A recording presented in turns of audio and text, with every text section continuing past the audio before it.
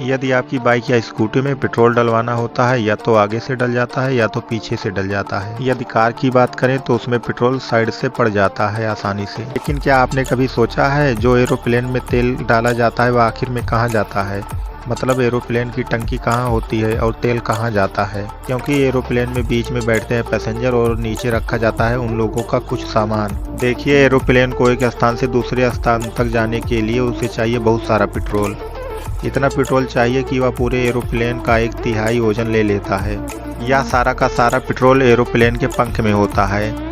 क्योंकि एरोप्लेन के पंख खोखले होते हैं, इसमें पेट्रोल आसानी से रखा जा सकता है। इससे एरोप्लेन का बैलेंस भी अच्छा बना रहता है और एरोप्लेन आसानी से उड़ता भी है।